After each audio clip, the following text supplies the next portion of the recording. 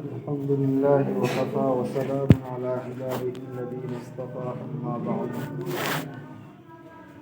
अऊज़ु बिल्लाहि मिनश शैतानिर रजीम। बिस्मिल्लाहिर रहमानिर रहीम। रब्बि इश्रह ली सदरी व यस्सिर ली अमरी वहलुल उक़दतम मिन लिसानी यफ़क़हू क़ौली।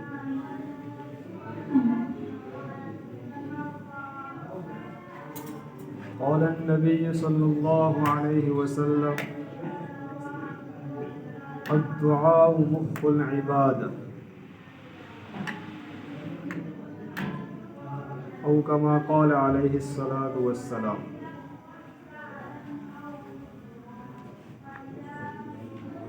मेरे अजीज़ दोस्तों, आज तक मैं जिस बातों की कोई ऐसी एक भी मजलिस खाली नहीं गई जिसमें मैंने आपको दुआ के मुतालिक न पूछा हो।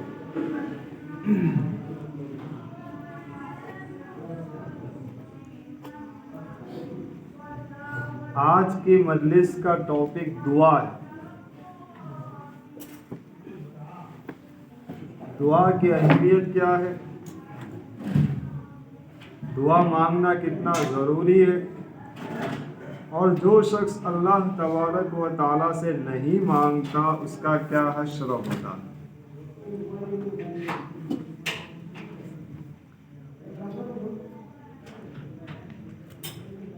तो देखिए, अल्लाह ताला ही से अपनी तमाम तर हाजात और सारी ज़रूरियात, ख़्वा इनका ताल्लुक़ दुनिया से हो या आखिरत से हो, मांगना शरीयत में दुआ कहलाता है। मालूम चल गया दुआ किसको कहते हैं। अपनी तमाम तर हाजात, चाहे जिसका ताल्लुक़ दुनिया से हो चाहे आखिरत से हो, अल्लाह तबारक व ताला से मांगना, इसको कहते हैं दुआ। इस्लामी तालीमात में दुआ के फ़ज़ाइल और अहकाम बहुत ज़्यादा है। दुनिया वाला मामला नहीं है कि दुनिया वालों से तो मांगोगे तो दुनिया वाले नाराज़, लेकिन एक इस्लाम ऐसा मज़हब है कि अल्लाह तबारक व तआला से मांगने पर फजीलत बयान करता है। चुनांचे अल्लाह तबारक व तआला कुरान में इरशाद फरमाता है, उदउ रब्बकुम तदर्रुअन व खुफ़िया। अपने परवरदिगार से तुम गिर गिरा कर आहिस्ता आहिस्ता मांगो। एक जगह अल्लाह तबारक व तआला इरशाद फरमाता है, वइज़ा सअलक इबादी अन्नी फ़इन्नी क़रीब। नबी करीम सल्लल्लाहु अलैहि वसल्लम से कहा जा रहा है कि जब भी मेरे बंदे आपसे सवाल करने आए तो कह देना कि मैं बहुत करीब हूँ। उजीबु दाअवतद दाई इज़ा दआन। मैं पुकारने वाले की पुकार को सुनता हूँ। अब दुनिया वाला कोई ऐसा कहता कि मैं आपकी सुनूंगा, तो इसमें शक था कि सुनेगा या नहीं सुनेगा, या मुझे सिर्फ खुश करने के लिए अभी ऐसा कह दिया। लेकिन यहाँ तो है, इन्नल्लाह ला युख्लिफुल मिआद। अल्लाह तबारक व तआला कभी भी धोखाबाजी नहीं करता, कभी खिलाफ वर्जी नहीं करता, कभी ऐसा नहीं किया कि कहा और ना किया हो। वो ही अल्लाह तबारक व तआला कह रहा है, उजीबु दाअवतद दाई इज़ा दआन, कि जब भी तुम पुकारोगे, जब भी तुम मुझसे मांगोगे, मैं तुमको दूंगा। ये थी दुआ की फजीलत कि अल्लाह तबारक व तआला बहुत राज़ी होता है बंदे से। इसके बरखिलाफ जो शख्स अल्लाह तबारक व तआला से नहीं मांगता, अल्लाह तबारक व तआला उससे नाराज़ होते हैं। अब मैंने हदीस पाक पढ़ी, अद्दुआ मुख्फुल इबादत, दुआ इबादत का मग़ज़ है। मग़ज़ गूदा, उससे पहले भी मैं कह चुका हूँ, जैसे हड्डियों के अंदर जो चिकास, अगर बॉडी बिल्कुल सही सारी लेकिन हड्डियों में चिकास नहीं है, आपकी बॉडी खोखली है, कैल्शियम की आपको कमी है, आपको उसका इलाज करवाना पड़ेगा। बिल्कुल इसी तरह आपके पास नमाजें हैं, जिक्र व अस्कार है, इबादत बहुत सारी है, लेकिन उसके पीछे दुआ नहीं है, तो आपकी इबादत भी खोखली है। अपनी इबादत को अल्लाह तबारक व तआला से कबूल करवाओ। दूसरी जगह पर नबी करीम सल्लल्लाहु अलैहि वसल्लम ने फरमाया, अद्दुआउ हुवल इबादत, दुआ ही इबादत है। जरा सोचिए, किसी इबादत को अल्लाह के नबी करीम सल्लल्लाहु अलैहि वसल्लम ने ये नहीं फरमाया कि ये इबादत दुआ है। सिर्फ और सिर्फ एक यही चीज ऐसी है जिसके बारे में कहा कि दुआ ही इबादत है। इबादत को दुआ नहीं कहा, किसी भी इबादत को दुआ नहीं कहा, सिर्फ और सिर्फ दुआ को कहा कि दुआ ही इबादत है। कितनी बड़ी फजीलत। अब दुआ को इबादत करार दिया। अब देखिए कुरान की आयत पढ़ रहा हूँ, वक़ाल रब्बुकुम उदऊनी अस्तजिब लकुम।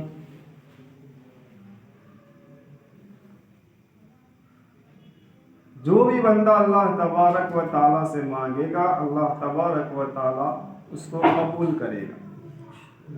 देखिए, जब भी दुआ इंसान मांगता है, अल्लाह तबारक व ताला उसको ज़रूर कबूल करता है, बस शर्त इस बात की है कि आपकी कमाई हलाल हो। दूसरी बात, अल्लाह ज़रूर कबूल कर लेता है उसी वक्त, लेकिन जाहिर मसलिहत के एतबार से करता है। उस दुआ का ज़ुहूर, उस दुआ का आपके नज़दीक जाहिर उस वक्त होता है जिस वक्त आपकी मसलिहत होती है। कभी तो जो मांगा ऑन द स्पॉट मिल गया, कभी आपको पता भी नहीं होता, आप इतनी जबरदस्त तकलीफ में फंसे हुए होते हैं, आपके मोहल्ले के सारे लोग उसमें शामिल हो जाते हैं, लेकिन आप बच जाते हैं। आपको नहीं मालूम कि वो वही दुआ काम लगी है।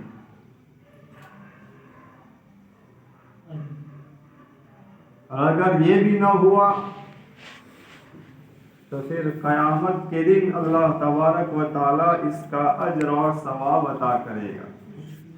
वक्त के साथ अल्लाह तबारक व ताला याद दिलाएगा, मेरे बंदे फुला वक्त पर फुला दुआ तूने ये मांगी थी मुझसे और तूने उसके कोई आसार दुनिया में नहीं देखे, आज तेरा इस दुआ का अज्र ये है। उस वक्त बंदा तमन्ना करेगा, काश प्यारे अल्लाह आप मेरी एक भी दुआ कबूल ना करते दुनिया में। तो दुआ की इन 3 सूरतों को आपने ज़हन में ले आए तो फिर इंशाअल्लाह कभी अल्लाह तबारक व ताला से शिकायत नहीं होगी कि अल्लाह मेरी नहीं सुनता।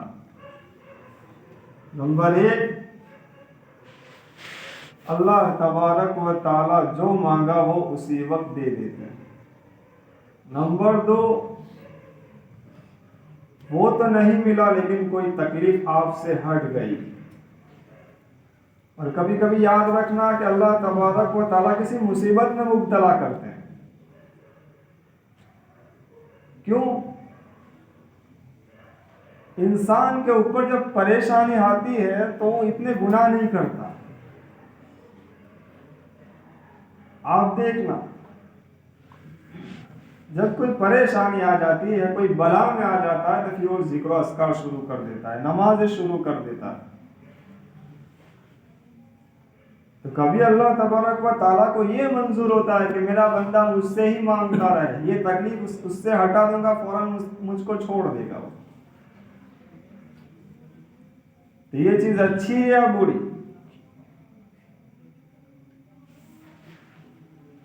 तो कभी अल्लाह तबारक व ताला को मंजूर होता है कि ये बंदा मुझसे मांगता रहे। अल्लाह तबारक व ताला कभी ये कि बंदे को अगर फौरन दे दूंगा मांगना छोड़ देगा। जिस तरह बच्चा अब वो छुरी मांग रहा है, अम्मी नहीं देती, रो रहा है फिर भी नहीं देती, क्यों? पता है भाई इसको नुकसान पहुंचेगा। बिल्कुल इसी तरह कोई अल्लाह तबारक व ताला से मांग रहा है मेरी शादी खुला जगह हो जाए, अल्लाह तबारक व ताला को मालूम है ये लड़की उसके मुनासिब नहीं, या वो लड़का अभी तक घर से मोहब्बतें जतलाता है लेकिन एक दिन बहुत बुरा हश्र करेगा इसका, नहीं होती। और याद रखिए कि जब भी ऐसा वसवसा शैतान डाले आपके दिल में कि मेरी दुआ कबूल नहीं होती, उस वक्त फौरन अपने दिल में ये लाओ कि कबूल करने वाले का कोई कसूर नहीं है, मेरा कोई न कोई ऐसी खाली जगह जिसको मैंने अभी पूर्ण नहीं की है। सेवा सदन वाले लौटा देते हैं, भाई ये बाकी है वापस जाओ। तो दुआ मांगने के अंदर मुझसे कोई कमी हुई है जिसकी बिना पर यह दरखास्त फरिश्तों ने आगे नहीं पहुंचा, ये सोचो। या तो कोई माल या अल्लाह तबारक व ताला से जो अदा थी मांगने की उसमें तो कमी नहीं। तो शैतान वसवसा डालेगा अल्लाह ताला से हटाने का। आप अल्लाह तबारक व ताला से जुड़ो, उसी वक्त शैतान कहेगा क्या मांगना, 30 साल से तो तू मांग रहा है। अपने नफ्स को कहो को 30 साल के अंदर तूने कभी मांगना सीखा भी अल्लाह से?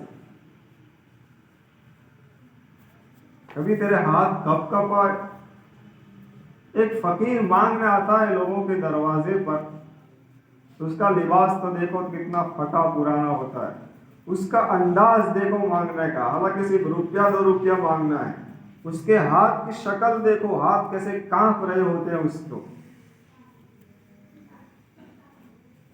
और हम अल्लाह तबारक व ताला से मांगते हैं तो क्या हाल होता है?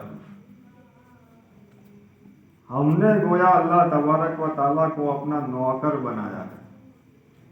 क्या कहते हैं दुआ में? अल्लाह मेरा ये काम कर दे, वो काम कर दे, मेरा ये काम कर दे। जैसे सेठ हुक्म कर रहा है नौकर को, न रोना धोना, न शक्ल बिगाड़ना, न हाथों को सही तरह उठाना।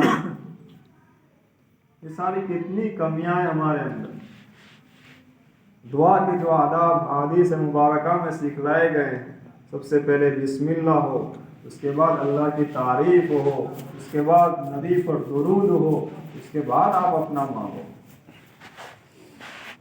जिस दुआ में दुरूद शरीफ और बिस्मिल्लाह नहीं पढ़ी जाती वो दुआ आसमान के दरमियान लटकती रहती है।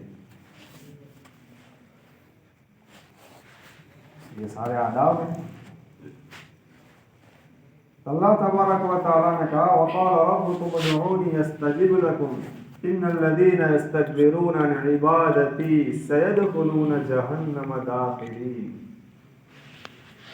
दुआ से एतराज़ करने वालों की सज़ा इस आयत में अल्लाह तबारक व तआला ने बयान की। अगरचे सज़ा बतौर तकब्बुर के दुआ से एतराज़ करने पर है, लेकिन हमारा हाल क्या है? नमाज पढ़ी 4 रकात, एक मिनट भी हाथ नहीं उठाए, सीधे मस्जिद से बाहर।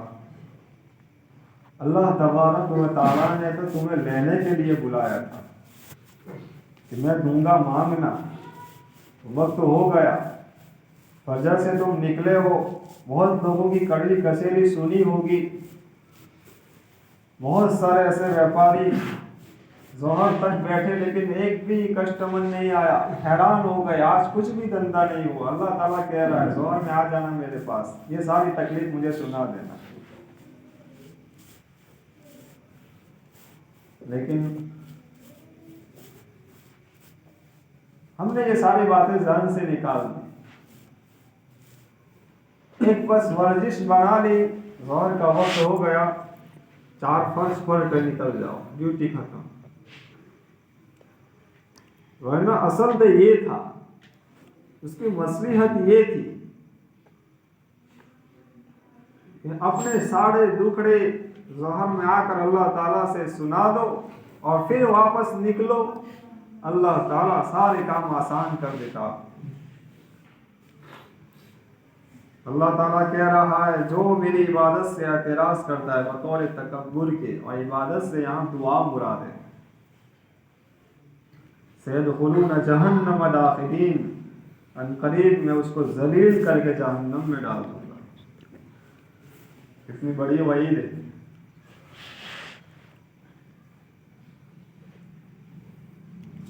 अब मेरे अजीजों, एक होता है दुआ करवाना, एक होता है दुआ लेना।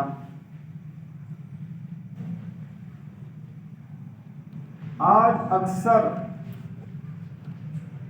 लोगों की आदत दुआ करवाने की हो गई है, अगरचे दोनों इबादत है। बुजुर्गों से कहो आप मेरे लिए दुआ करो, जैसा कि हुजूर सल्लल्लाहु अलैहि वसल्लम ने हजरत उमर रज़ियल्लाहु ताला अन्हु से फरमाया था, जब उमरा के लिए जा रहे थे, हुजूर ने फरमाया था मेरे लिए दुआ करना उमर।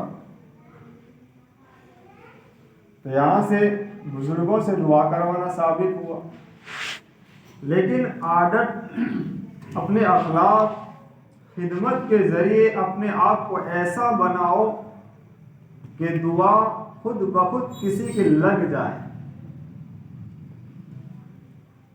जैसे हुजूर सल्लल्लाहु अलैहि वसल्लम, 3 सहाबी ऐसे हैं तहज्जुद में जिनका नाम ले लेकर नबी करीम सल्लल्लाहु अलैहि वसल्लम दुआ फरमाते थे। ये तीनों सहाबी नबी की बड़ी खिदमत करते थे। तहज्जुद में नबी का पानी हाजिर, मिसवाक हाजिर, जूते चप्पल पहनना हाजिर। उसमें एक अब्दुल्ला इब्न मसऊद रज़ियल्लाहु ताला, दूसरे नंबर पर अब्दुल्ला इब्न अब्बास और तीसरे नंबर पर अब्दुल्ला इब्न उमर। अब देखिए तीनों को इन दुआ का क्या असर हुआ। दुआएं करवाई नहीं इन लोगों ने, खिदमत के जरिए ऐसी दुआएं ली कि एक तो इमाम तफसीर बन गया, अब्दुल्ला इब्न अब्बास तफसीर के इमाम बने। दुआ का कैसा असर जाहिर हुआ। अब्दुल्ला इब्न उमर इमामुल हदीस बने, हदीसों के इमाम। और इधर अब्दुल्ला इब्न मसऊद इमामुल फकीह बने, सारे मुफ्तियों के बाप। अल्लाह तबारक व तआला ने ऐसा इल्म अता किया, मसाइल ऐसे ऐसे निकालते कुरान और हदीस से अब्दुल्ला इब्न मसऊद। और हम जिस मसलक को फॉलो करते हैं, इमाम अबू हनीफा नौमान बिन साबित, जिसकी बिना पर हम हनफी कहलाते हैं, हमारे इस मसलक का पूरा दारो मदार अब्दुल्ला इब्न मसऊद पर है, उनके मसाइल पर, क्योंकि इमामुल फुकाहा थे, सहाबा में सबसे बड़े फकीह मुफ्ती। तो देखो हमेशा दुआ लेने वाले पर।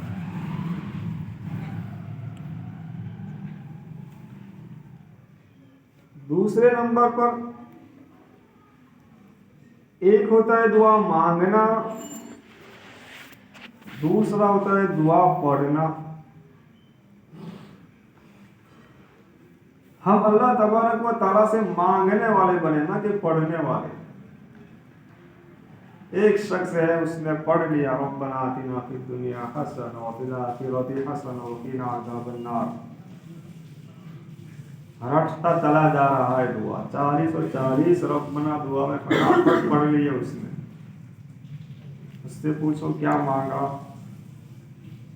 कुछ नहीं मालूम। इसकी मिसाल ऐसे समझो जैसे आप किसी दुकान पर गए,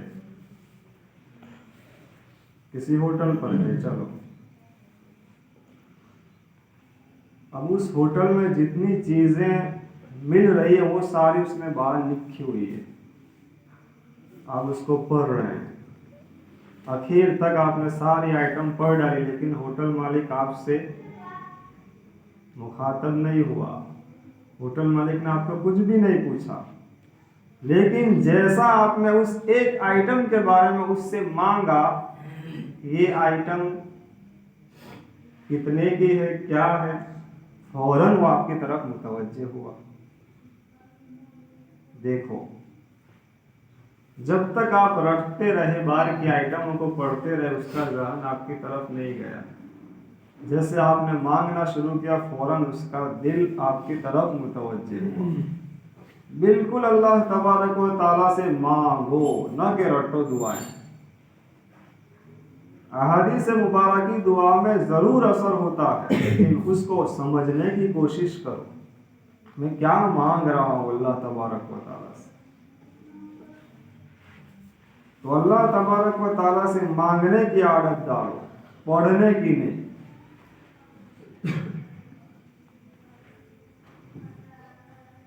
अल्लाह ताला जब किसी पर अपना करम फरमाते हैं तो उसको अपनी ज़ात से दुआ मांगने की तौफीक नसीब फरमाते हैं। दुनिया में कोई शख्स ऐसा नहीं जो ज़रूरियात से बेनियाज हो, कोई ऐसा शख्स नहीं है जिसको किसी न किसी चीज़ की ज़रूरत ना हो। उनका ताल्लुक़ खा दुनिया की ज़रूरियात से हो या आखिरत की ज़रूरियात से। इंसानों को हिदायत, नेमत, इज़्ज़त, रोज़ी, शोहरत, माल, दौलत और वसाइल दरकार होते हैं, यानी ज़रूरत होती है। माल भी चाहिए, इज़्ज़त भी चाहिए, शोहरत भी चाहिए, रोज़ी भी चाहिए, जिनकी वजह से वो दुनिया की खुशियाँ हासिल कर सके। ये सारा ताल्लुक़ किससे था? दुनिया से था। और ऐसे असबाब से बचाव की भी ज़रूरत होती है जिनकी वजह से खुशियाँ बर्बाद होती है। अब जिन जिन असबाब से दुनिया आप हासिल करना चाहते थे, अब उस दुनिया के मिल जाने की बिना पर उसके बाद वो भी शर्त है कि आप उससे अब बचे भी कैसे। इज्जत मिल गई, अब उसकी हिफाजत, माल मिल गया, अब बर्बाद ना हो उसकी हिफाजत, सारे वसाइल असबाब आपको मुहैया हो गए, अब ये असबाब ख़त्म ना हो उसकी भी तदबीर। दोनों चीज़ें ज़रूरी है। बिल्कुल इसी तरह आखिरत में अल्लाह के इनाम और इकराम, अबदी कामयाबी, यानी जहन्नम से बचकर जन्नत में दाखिल हो जाना, ये हमेशा हमेशा की कामयाबी। फमन ज़ुहज़िहा अनिन नार व उदखिलल जन्नह फ़क़द फ़ाज़। कुरान में अल्लाह तबारक व तआला कहते हैं, जहन्नम से जो बचा लिया गया, जन्नत में दाखिल कर दिया गया, ये सबसे बड़ी कामयाबी।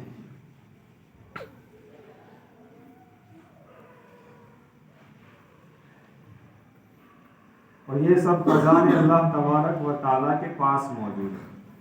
इसलिए उसी ज़ात से मांगने का हुक्म कुरान करीम और मुतअद्दिद अहादीस मुबारका में मौजूद है।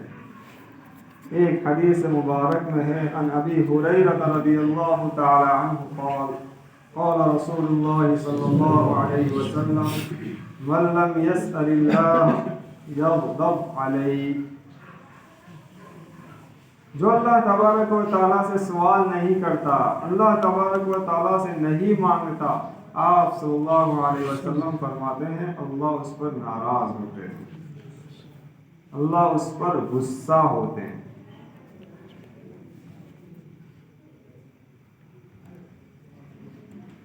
अब देखिए, ये कानून दुनिया से पूरा उल्टा है। अल्लाह तबारक व तआला मांगने पर राजी, दुनिया वाले मांगने पर नाराज। अल्लाह तबारक व तआला न मांगने पर नाराज, दुनिया वालों के पास न मांगने पर दुनिया वाले राजी। ये दस्तूर बिल्कुल उल्टा है।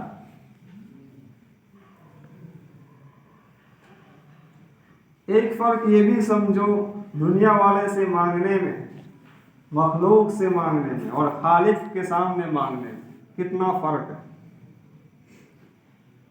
मखलूक से एक मर्तबा मांगो दे देगा, 2 मर्तबा मांगो हो सकता है दे दे, तीसरी मर्तबा मांगो वो आपसे ताल्लुक तोड़ देगा। ये क्या बार बार मांगता है यार मेरे पास। लिहाजा उसको देखते ही अपना रास्ता चेंज करेगा, ताल्लुक ही तोड़ देगा उससे। लेकिन अल्लाह तबारक व तआला, तुम गरज मतलब बनकर भी मांगो अल्लाह ताला से, जरूरत पड़ी तो मांगो अल्लाह से।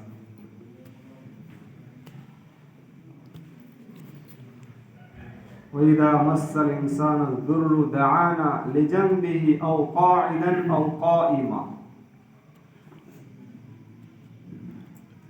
यह आयत सुबह पढ़ रहा था तो हुआ ऐसा कि बहुत गरज मतलब ये हम अल्लाह तबारक व तआला ने इसको बयान कर दिया। इंसान को जब तकलीफ पेश आ जाती है, अल्लाह ताला कह रहा है खड़े खड़े भी, लेटे लेटे भी, सोने की हालत में भी तुम मुझे पुकारते हो। फलम्मा कशफना अन्हु दुर्रहु, लेकिन जैसे मैं आपकी तकलीफ को दूर कर देता हूँ, मर्र कल्लम यदउना इला दुर्रिन मस्सा, तुम ऐसे हो जाते हो गोया कि ये तकलीफ तुम्हें पहुंची ही नहीं। बिल्कुल हम पर फिट होती है या नहीं गरज मतलब। अल्लाह ताला खुद कह रहा। तो अल्लाह तबारक व तआला का मामला ऐसा नहीं। बिल्कुल इसी तरह एक फर्क ये समझो कि मखलूक कभी कभी देती है, लेकिन बिल्कुल नाराजगी की हालत में, गुस्से की हालत में। मिसाल के तौर पर आप कहीं जा रहे हैं, आपकी वालिदा या कोई भी साथ में हो, गाड़ी के कांच बंद है, अभी फकीर आया, उसने कांच में से आपसे मांगा, आपने मना कर दिया, अभी ड्राइविंग में हूँ। फिर उसने दस्तक, कुछ फकीर लोग फेरिटिक की तरह होते हैं।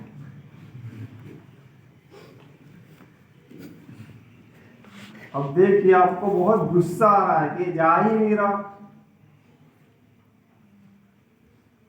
फौरन आपकी वालिदा या कोई भी आपके बाजू में होगा, क्या कहेगा, भाई दे दो।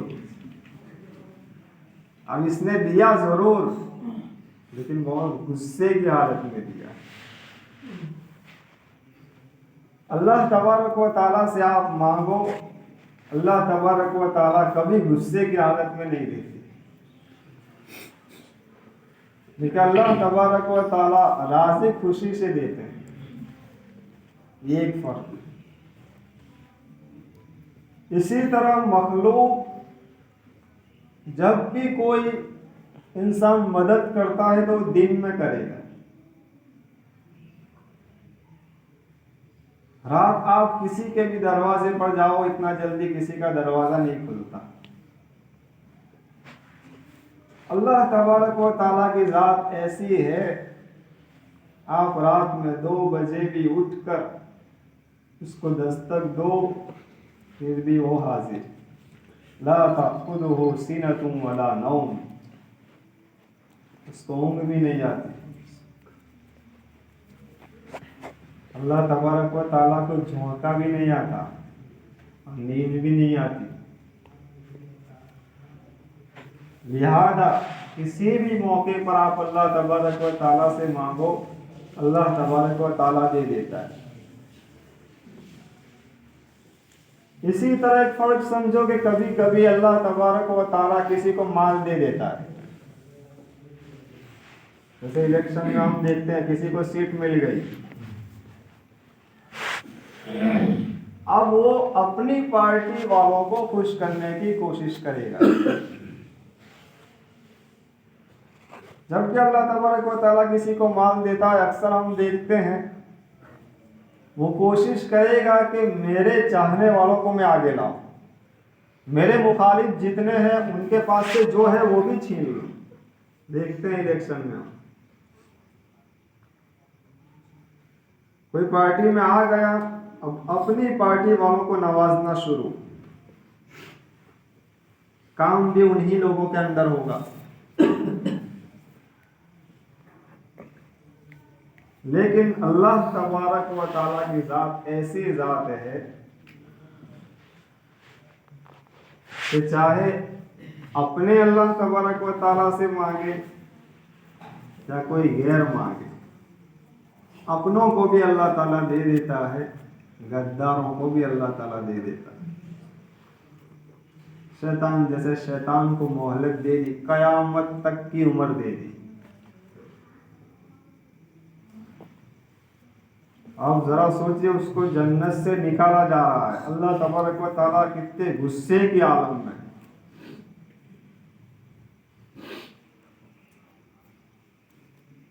ऐसे जलाल में भी शैतान ने दरखास्त की, अल्लाह से मांगा, इस जलाल में भी अल्लाह ने उसको दे दिया, जा कयामत तक तुझे मोहलत। सजदे में जाकर सुबहान रब्बियल आला कहने वाले अल्लाह से मांगे और अल्लाह ना दे। फिरौन जो अना रब्बुकुमुल आला कहता था कि मैं ही अल्लाह, उसको इतनी बड़ी हुकूमत दी और आप तो सजदे में जाकर सुबहान रब्बियल आला कहते हैं, अल्लाह की बड़ाई बयान करते, कैसे अल्लाह नहीं देगा।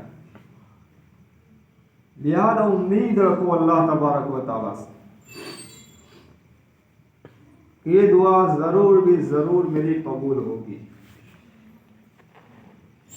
3 सूरतें जो मैंने बतलाई अपने जहन में रखो उसको, तो फिर अल्लाह तबारक व तआला से शिकायत नहीं होगी दुआ की।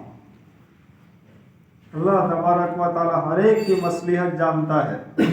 इसको माल दे दिया, ये बागी हो जाएगा, फिर लोगों में जुल्म करने लगेगा।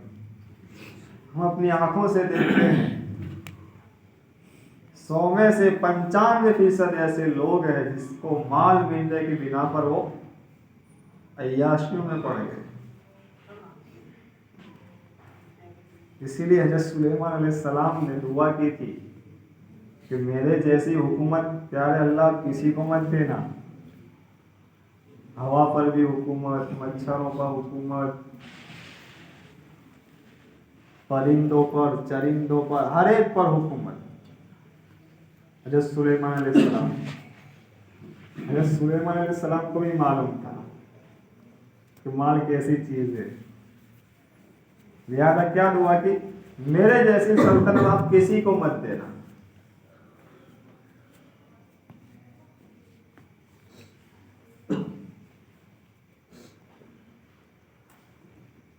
शरीयत मुतहरा में मुख्तलिफ मौके की दुआएं मनकूल है, यानी आप सल्लल्लाहु अलैहि वसल्लम ने हर मौके की दुआ को बयान किया है।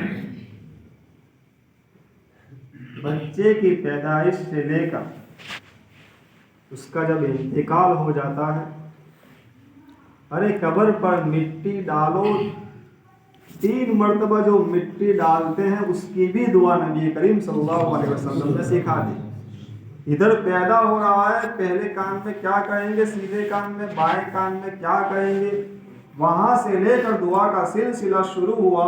अगर आपने मुर्दे को कब्र में रख दिया, मट्टी डालनी है, उसके बाद भी वहां भी दुआ सिखाई नबी, कोई मौका नहीं छोड़ा जहां दुआएं न सिखाई। लिहाजा मसनून दुआओं की आदत डालो, कोई तकलीफ परेशानी इंशाअल्लाह नहीं आएगी।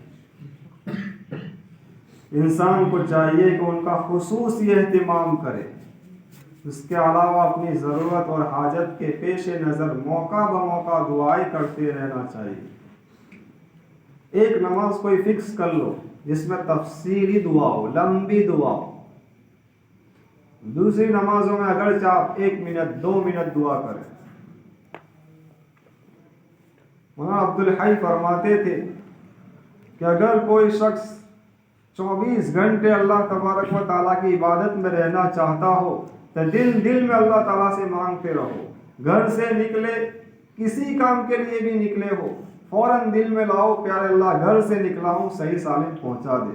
मस्जिद के लिए जा रहा हो, प्यारे अल्लाह मस्जिद तक सही सालिम पहुँचा दे।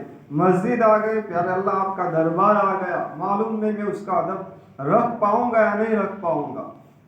मस्जिद में एंट्री हो गई, प्यारे अल्लाह आपका हुक्म अदा करना है, क्या मालूम मुझसे होगा या नहीं होगा। दिल दिल में अब आप जहां चलते फिरते हो, जिस काम के लिए, अल्लाह तबारक व तआला से दिल दिल में कहते रहो 24 घंटे।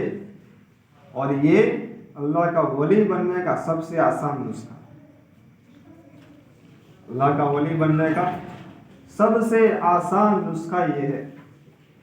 दिल दिल में अल्लाह तबारक व तआला से मांगते रहो। अब अल्लाह तबारक व तआला को प्यार आ जाएगा। इतनी छोटी छोटी चीजें मुझसे मांग रहा।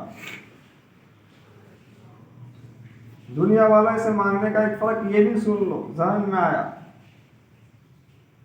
आप अमीर से कम मांगो तब भी वो नाराज कि मैं इतना ज्यादा मालदार, ये मुझसे सवाल कर रहा है इतने कम का।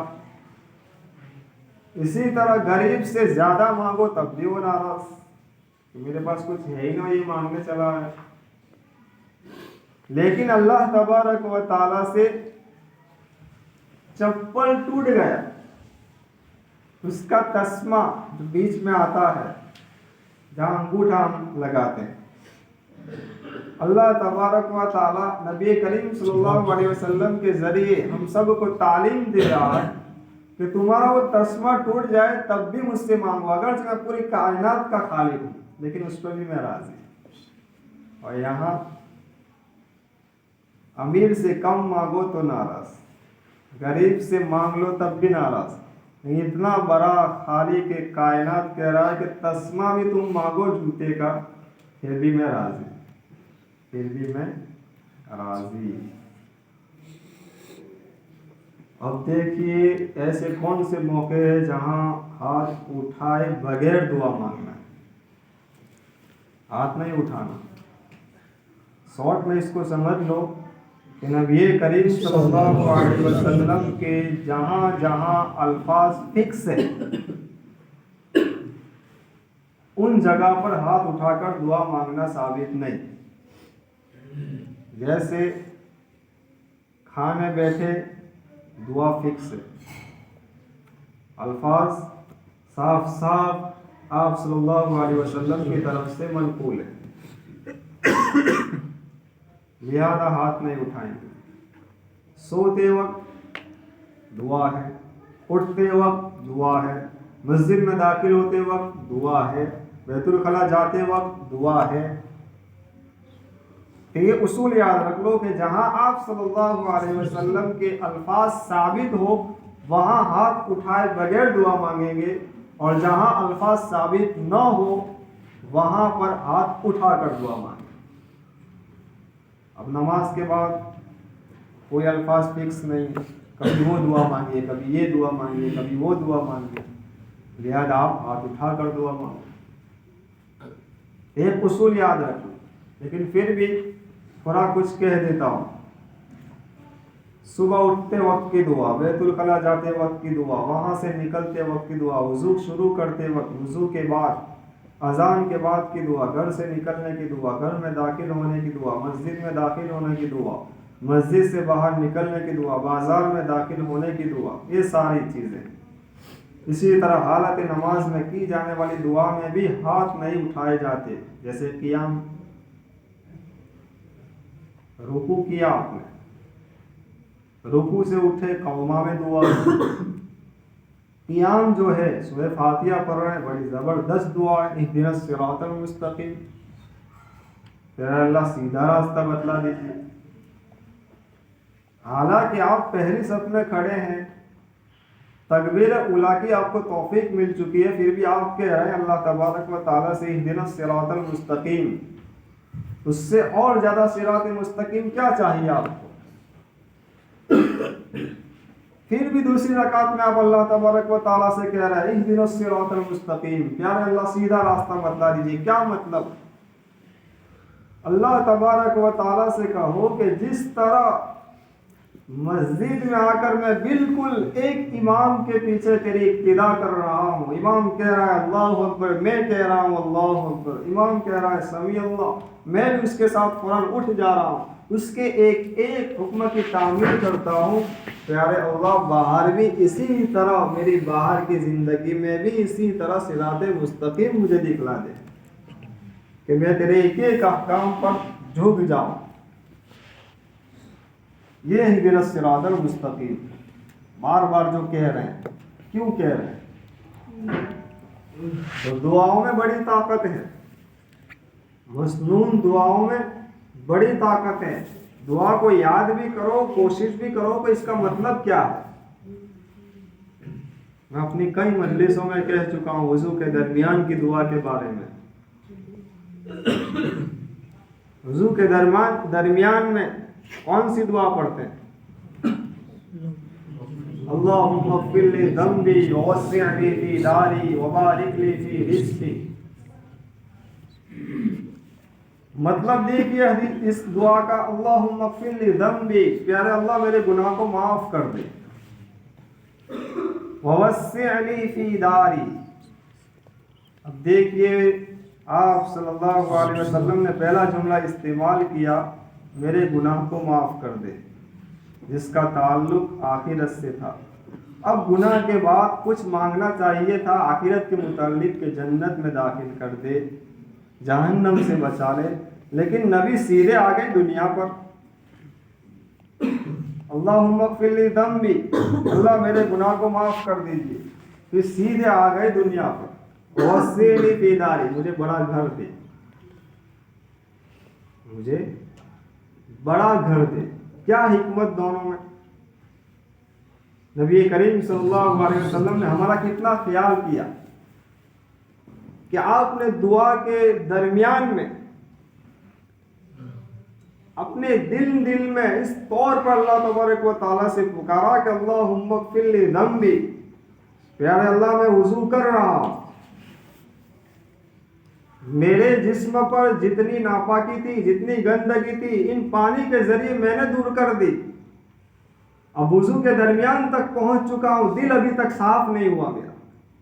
अल्लाहुम्मा ग़फ़िर ली ज़ंबी, अब दिल को तू धो दे, दिल के गुनाहों को तू धो दे। अल्लाहुम्मा ग़फ़िर ली ज़ंबी। अब जब दिल किसी का साफ हो गया तो फिर अल्लाह तबारक व तआला को यही मतलब है, इल्ला मन अतल्लाह बिक़ल्बिन सलीम, कामयाब क़यामत के दिन वो होगा जो सही सलीम दिल लेकर आएगा।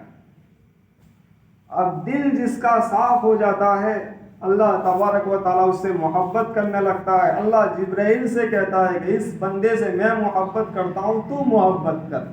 जिब्राइल मखलूक से कहता है कि अल्लाह तबारक व तआला इस बंदे से मोहब्बत करता है, आप लोग भी इस बंदे से मोहब्बत करो। अब देखो, जब जिसका दिल साफ हो गया, अब सारी मखलूक उससे मोहब्बत करने लगेगी। अब मोहब्बत हो जाती है तो फिर मुलाकातें शुरू हो जाती है। अब मुलाकातें शुरू हो जाएगी, लिहाजा झोंपड़ी में काम चलने वाला नहीं इसका। लिहाजा बंगले की जरूरत पड़ेगी। नबी करीम सल्लल्लाहु अलैहि वसल्लम ने फरमाया वस्सिअली फी दारी, मेरा घर बना कर। अब मुलाकात बढ़ेगी, घर में आएंगे तो चाय पानी से भी काम नहीं चलेगा। लिहाजा आखिरी जुमला आप सल्लल्लाहु अलैहि वसल्लम ने दुआ में फरमाया वबारिक ली फी रिज़्क़ी, मेरी रोजी में भी अब बरकत दे दे। ज्यादा लोग आएंगे, ज्यादा खिलाना पड़ेगा। कितनी जामे दुआ है, पढ़ेंगे आज से। शाह अमरुल हक हरदोई रहमतुल्लाहि अलैहि ने जिसको ये वजीफा दिया, जो भी मुसलसल इसको पढ़ता रहा, अल्लाह तबारक व तआला ने उसके घर का इंतजाम कर दिया। लिहाजा पाबंदी से इस दुआ को पढ़ी, अल्लाहुम्मा ग़फ़िर ली ज़ंबी, जैसा मैंने बताया इस एहसास के साथ पढ़ी कि मेरे दिल को प्यारे अल्लाह धो दे, इस एहसास के साथ पढ़ी अल्लाहुम्मा ग़फ़िर ली ज़ंबी वस्सिअली फ़ी दारी वबारिक ली फ़ी रिज़्क़ी। तो इन मौक़ों पर दुआ के लिए हाथ नहीं उठाएंगे। हर एक मौका ये आता है, इमाम साहब जो बैठते हैं जुमा के दिन, एक खुतबा दिया उसके बाद बैठ गए, तो इन दो खुतबों के दरमियान दिल ही दिल में दुआ करनी है। ये घड़ी ऐसी होती है जिसमें आप जो मांगोगे अल्लाह तबारक व तआला कबूल फरमाए। लिहाजा ऐसे मौके पर गफलत से नहीं बैठना चाहिए और हाथ उठाए बगैर जो आया दुनिया व आखिरत की कामयाबी के लिए दुआ कर लो। इसी तरह नफल नमाज के सजदों में अगर दुआ करनी हो तो हाथ उठाए बगैर करनी है। अक़रबु मा यकूनुल अब्दु मिन रब्बिही व हुवा साजिदुन फ़अक्सिरु दुआ। यह हदीस है सही मुस्लिम की, जिसमें हज़रत अबू हुरैरा रज़ियल्लाहु ताला अन्हु फरमाते हैं कि बंदे को अपने रब की उस वक्त ज़्यादा क़ुर्बत नसीब होती है, यानी बंदा अल्लाह तबारक व तआला से सबसे ज़्यादा करीब सजदे में होता है। लिहाजा नफल नमाज में सजदे में खूब मांगो, अपनी जुबान में नहीं, लेकिन नमाज में जब भी कोई दुआ करेंगे तो वही दुआ चलेगी जो नबी करीम सल्लल्लाहु अलैहि वसल्लम की तरफ से बतलाई हो। जैसे कौमा में मैंने कहा रब्बना लकल हम्दु हम्दन कसीरन तय्यिबन मुबारकन फी, जलसे में एक सजदे में गए, सजदे से उठे, फिर जो बैठते हैं उसको कहते हैं जलसा। जलसा वाजिब, थोड़ी देर बैठना आपके लिए वाजिब, उसके बाद सजदे में जाओ। अगर आप फौरन सजदे में चले गए आपको सजदे सहव करना पड़ेगा। सजदे सहव नहीं किया आपकी नमाज नहीं हुई।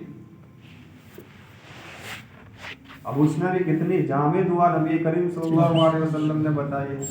अल्लाहुम्मा ग़फ़िरली वरहमनी वआफ़िनी वहदिनी वरज़ुक़नी वजबुरनी वरफ़अनी।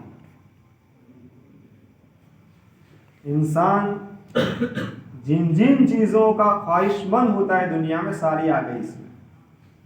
अल्लाहुम्मा ग़फ़िरली, मग़फ़िरत कितनी बड़ी नेमत। पूरी ज़िंदगी सजदे में रहा लेकिन मौत के वक्त कलमा नसीब न हुआ, क्या काम का। मग़फ़िरत बहुत बड़ी नेमत। अल्लाहुम्मा ग़फ़िरली, यार अल्लाह मुझे माफ़ कर दे, मेरी मग़फ़िरत कर दे। वरहमनी, मुझ पर रहम फरमा। अब अल्लाह तबारक व तआला ने किसी पर दया कर ली, उस पर रहम कर दिया, अब दुनिया की कोई ऐसी ताकत उसको नुकसान नहीं पहुंचा सकती। वआफ़िनी, मेरे साथ आफियत का मामला फरमा।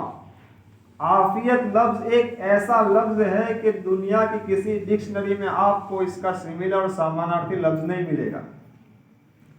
आफियत में सब कुछ आ गया।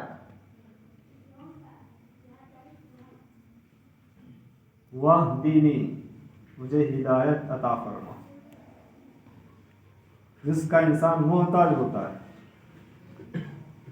वरज़ुक़नी, माल सबको ज़रूरत पड़ती है।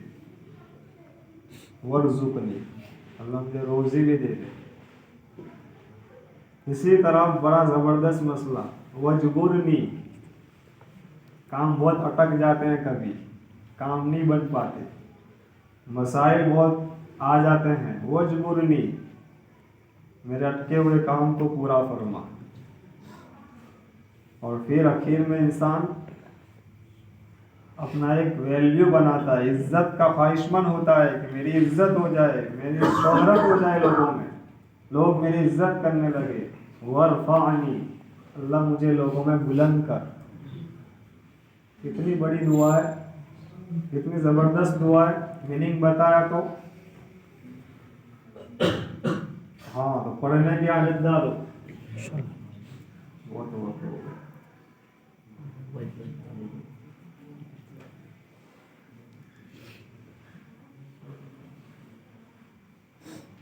अब ऐसे मौके जहाँ पर हाथ उठाकर दुआ मांगनी चाहिए, वो उसूल के मुताबिक याद रख लो।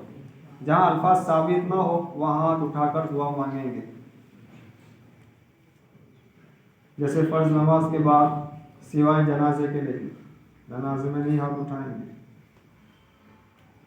मैयत को कब्र में दफन करने के बाद वहाँ भी ये खौफ हो आपको, बिदती इलाका है या मजमा बिदती है, तो फिर हाथ नहीं उठाएंगे वहाँ। क्यों?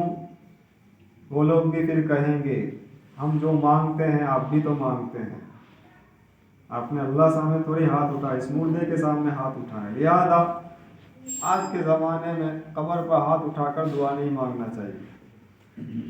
दीनी मजलिस के इख्तिताम पर, मजलिस जब ख़त्म हो, हादसात से हिफाजत के लिए किसी जगह पर हादसा हुआ या आप सफ़र के लिए निकल रहे हैं, तो फिर दुआ कर लें।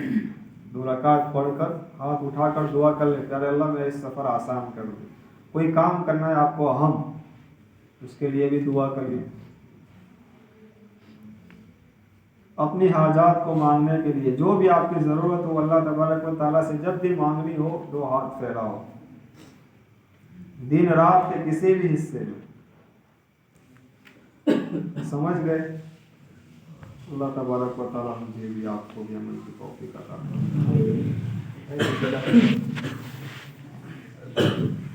फरमाए। किसी का कोई सवाल? एटीएम में भी कैशबैक मिलती जाएगी? जायज़, इसलिए कि वो कंपनी की तरफ से एक ऑफ़र की शक्ल में होता है, उनकी एडवर्टाइज बढ़ती है, लिहाजा बतौर इनाम के वो देते हैं, लिहाजा चाहिए। और कुछ है ना, अगर कि जे इमाम साहब फर्ज पढ़वा दे, इसमें एक रकात के बाद ये दुआ मंगवा था हमको, इसमें हाथ उठाने कि नहीं उठाने? इसमें हम कुछ लोग उठाते हैं। हनफिया के नज़दीक हाथ उठाए बगैर, आप शाफी मसलक के हैं तो शाफी लोग हाथ उठाकर दुआ मांगते,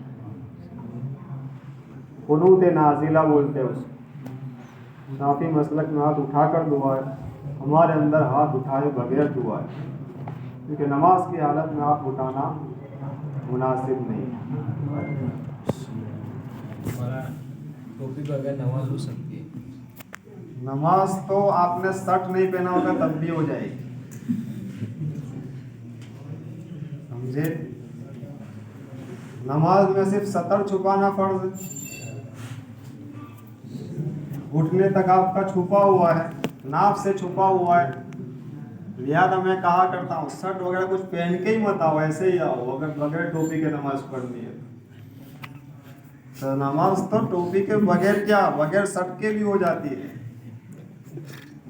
लेकिन अल्लाह तबारक व तआला क्या कह रहा है, तुम कहीं जाते हो तो क्या करते हो? कंप्लीट लिबास पहनते हो, जीनत इख्तियार करते हो।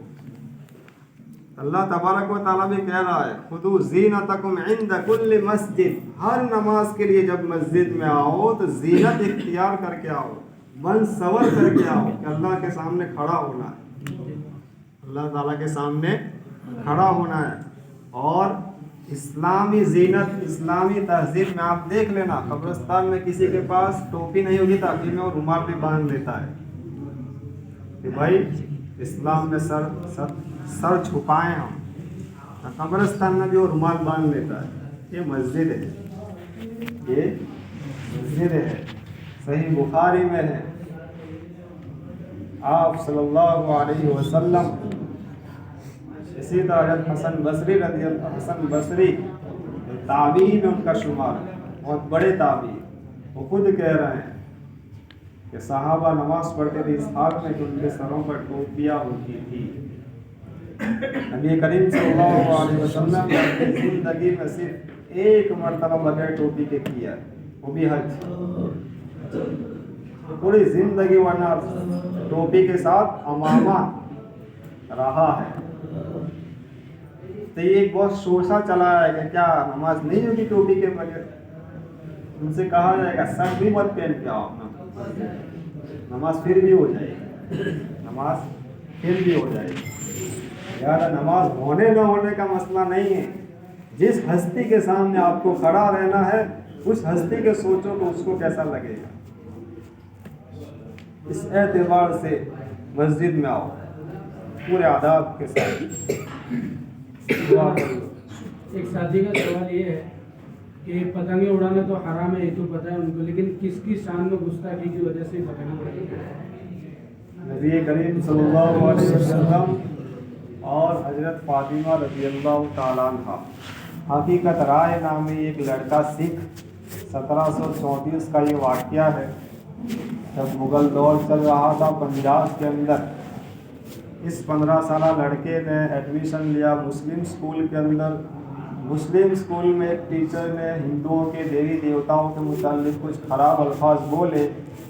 इस हकीकत राय नामी लड़के ने बड़ा प्रदर्शन किया और बदला लेने के लिए नबी करीम सल्लल्लाहु अलैहि वसल्लम पर बहुत बुरे अल्फाज बोले और हज़रत फातिमा की सामने बड़ी गुस्ताखियाँ की।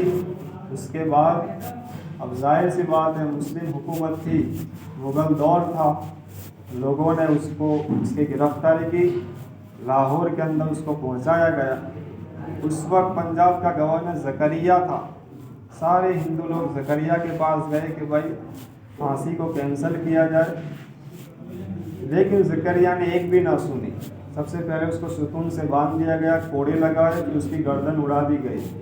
उस वक्त से हिंदुओं ने और सिखों ने उसको अपना हीरो मान लिया और दूसरे बरस उसकी बरसी मनाई। और वो बरसी में ये बसंत का मेला आया जो अभी शुरू होगा, और उस मेले की ख़ास तौर पर खुसूसियत है पतंग चढ़ा। अब आप पतंग चढ़ा कर नबी के गुस्ताखों में और इजाफा कर रहे हो तो फिर आपकी मर्ज़ी। नबी के शान में जिन लोगों ने गुस्ताखी की और उन गुस्ताखी में बतौर शौक के वो जो पतंग चढ़ा रहे हैं खुशी में, हकीकत राय नामी लड़के की खुशी में, इसने हम सब की तरफ से बलिदान दिया मोहम्मद के शान में गुस्ताखी करके। अब आप भी पतंग चढ़ा रहे हैं, गोया कि उन्हीं की खुशी में आप भी खुशी मना रहे हैं। मन तशब्बह बिक़ौमिन फ़हुव मिनहुम, क़यामत के दिन आपका शुमार भी उन्हीं लोगों में से होगा। अल्लाह तबारक व तआला की संगीन गुनाह से बचाएं, अपनी औलाद को भी बचाओ। इसीलिए है कि पतंग का खरीदना बेचना दोनों हराम है। जहाँ पतंग का धंधा होगा उससे चंदा नहीं लिया जाएगा, हराम है। उसकी चाय भी नहीं पी जाएगी, समझे। जिस तौर पर वो नाई, वो बाल काटने वाले जिनका धंधा दाढ़ी को मुड़ना है, उनसे भी चंदा नहीं लिया जाएगा। साफ सुन लो, क्यों हराम काम कर रहे हैं। आप सल्लल्लाहु अलैहि वसल्लम ने जिसको जिंदगी भर रखा, इसको ये मिटाने का काम कर रहे हैं। लिहाजा वो कमाई भी हराम होगी। कुरान कह रहा है वला तआवनु अलल इस्मि वल उद्वान, गुनाह में किसी की मदद मत करो। इस रोशनी में आप किसी भी सेंटर से फतवा ले लो, उसकी भी कमाई हराम है, समझे। हाँ, अल्लाह तबारक व तआला अमल की तौफीक अता फरमाए। सुभान अल्लाह व बिहम्दिही, सुभान अल्लाह।